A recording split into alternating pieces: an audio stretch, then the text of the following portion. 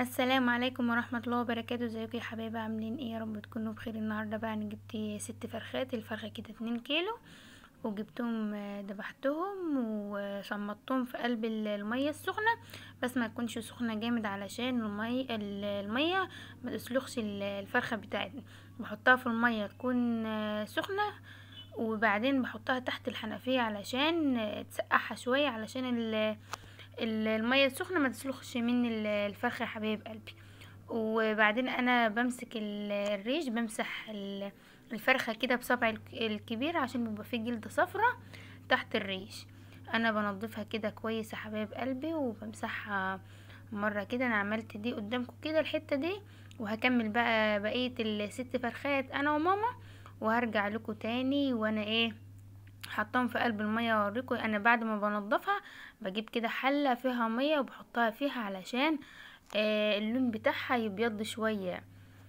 انا جبت الحلة بتاعتنا الطبق يعني، وحطيت فيه شوية مية اللي انا نضفتهم، وبعد كده فتحتهم وجبت كمان حلة حطيت فيها شوية مية، وحطيت الفرخة اللي انا فتحتها فيها وانا بعد ما اخلصهم كلهم فتحان هنضفهم في قلب المية دي يا حبايب قلبي، وبعدين احطهم تاني في الطبق التاني.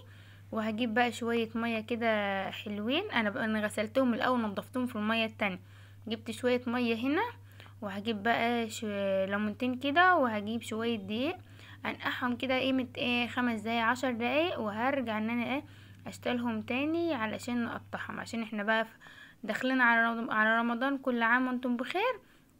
وانا انا همسك كل فرخة اعملها كده نصين يعني علشان الاولاد، واحنا كمان في رمضان ما بحبش الاكل يباتوا كده.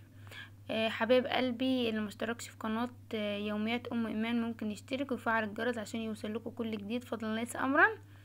انا دلوقتي حبايب قلبي جبت الليمون وبعصوره كده حلو عليهم، وانا كده كده اصلا هجيب كده ليمونتين وانا بغسلهم في قلب المية، وهغسلهم من قلب الفرخة من جوه علشان الزفار يا حبايب قلبي. لازم نغسلهم كده بالليمون كويس عشان ريحة الزفارة وكده. انا دلوقتي بكمل عصر كده على المية، وهمسكهم من فوق قدامكم كده، همسحهم كده بالليمونة يعني.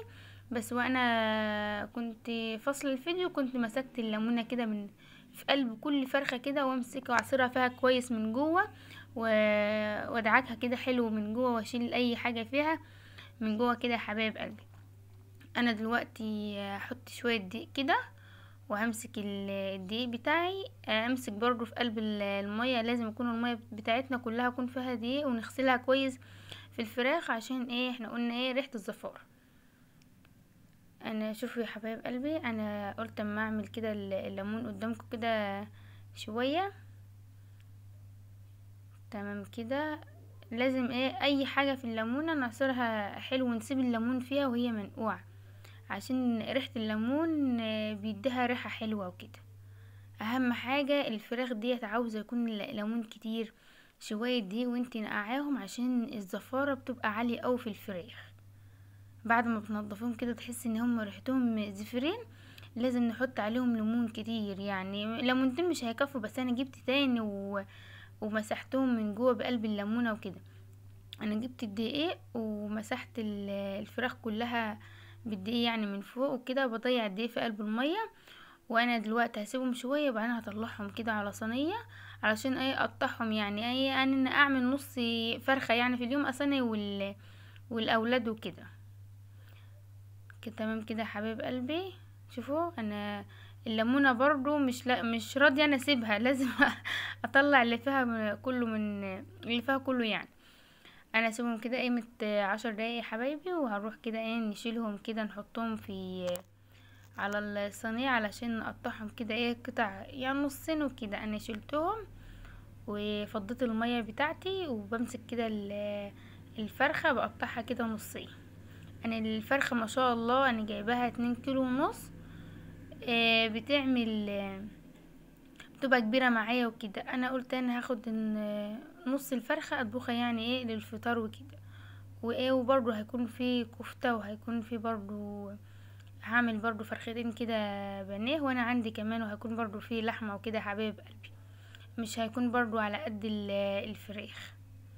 تمام كده انا قطعتهم كده علشان انا قلت اقطعهم كلهم عشان اختار كده صدرتين حلوين اعملهم بانيه. وان شاء الله كده هعمل بانيه الشركات وهنزله لكم عشان الاولاد بيحبوه كده. وانا كمان عاوزة اعود بنتي على الصيام، قلت علشان اشجعها اعمل لها البانيه بتاع الشركات واقول لها ايه تسحري بيه يعني وكده. بس هو مفروض ما يكونش للسحور، بس انا ايه عاوزة ان انا ايه اشجعها. تمام كده حبايب قلبي، انا هجيب تاني الطبق بتاعنا وهغسلهم تاني فيه، احطهم كده فيه بعد ما انا قطعتهم هجيب الطبق واحط كده فيه شوية مية وهغسلهم تاني فيه. وبعد كده ايه انا هشيلهم اصفيهم عشان ايه اعبيهم بقى في الاكياس، عشان مش عاوزاهم كمان يغيبوا، علشان احنا ايه الجو بدأ يدفوا كده، علشان ما يخيموش. تمام كده انا غسلتهم كويس وهشطفهم